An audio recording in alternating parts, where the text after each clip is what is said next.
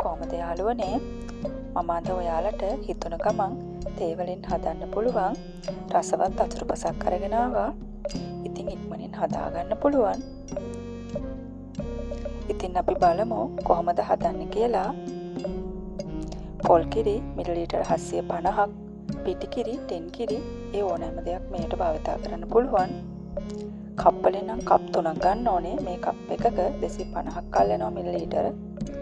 කෝන් ප්ලා මේස හැඳි 3ක්, සීනි ග්‍රෑම් 125ක්, කප් නම් භාගයක්, කොකෝ පවුඩර් තේ හැඳි 1ක්. කොකෝ පවුඩර් කියන්නේ චොකලට් පවුඩර් වලට.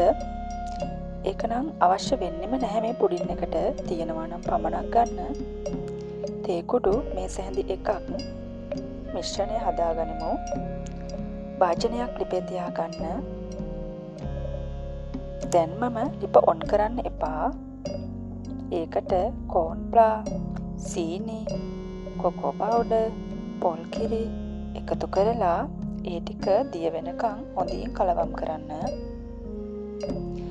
අපි මේ වෙලාවේ තේ කුඩු එකතු කරගන්නේ නැහැ. තේ කුඩු රස්නේ වතුරට තමයි එකතු කරගන්නේ. එතකොට තමයි තේ කුඩු දිය වෙන්නේ. විනාඩියක් පමණ මේ ආකාරයට කලවම් කරලා ඔන්න දැන් අපි මේ වෙලාවේ තමයි ලිප ඔන් කරගන්න ඕනේ. ගින්දර මෙන්න මේ මට්ටමට තියාගන්න. දැන් මේ ටික හොඳින් කලවම් කරන්න. කෝන් ප්ලා, කොකෝ පවුඩර්, කිරි මේවා කැටි ගහන්න පුළුවන් නිසා කලවම් කරන්න ඕනේ.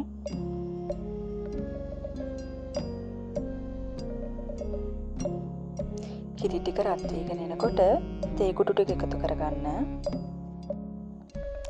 තේ කුඩු උණු වතුර මේස හැඳි 2ක කලවම් කරලා පෙරලා උනත් එකතු කරගන්න පුළුවන්. ඒක ඔයාලා කැමති විදිහට කරගන්න.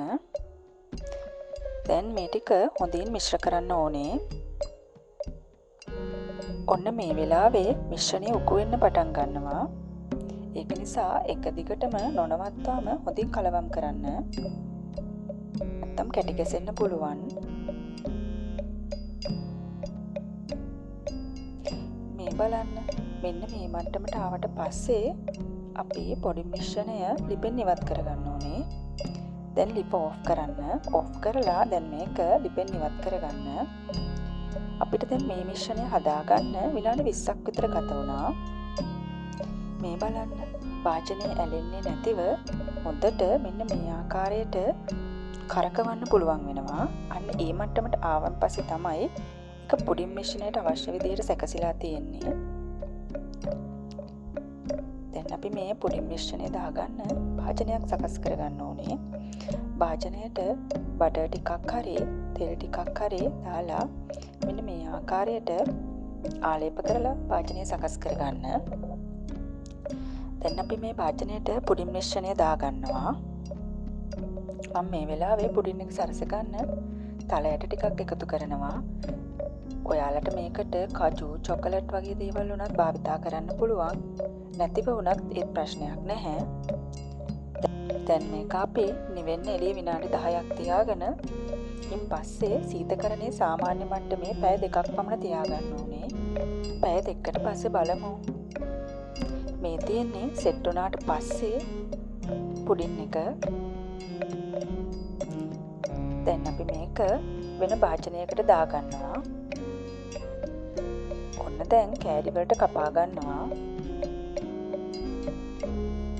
ඉතින් යාළුවනේ මේ පුඩින් එක හරිම රසයි. ගෙදර තියෙන දේවල් වලින්ම මේ පුඩින් එක ඉතාම ඉක්මනින් හදාගන්න පුළුවන්. ඉතින් ඔයාලත් මගේ වීඩියෝ එක ගැන ඔයාලගේ අදහස් කමෙන්ට් කරන්න. මගේ channel එක subscribe කරලා නැති අය subscribe කරන්න. අපි ආයෙත් අලුත් රෙසිපි එකකින් හමු වෙමු.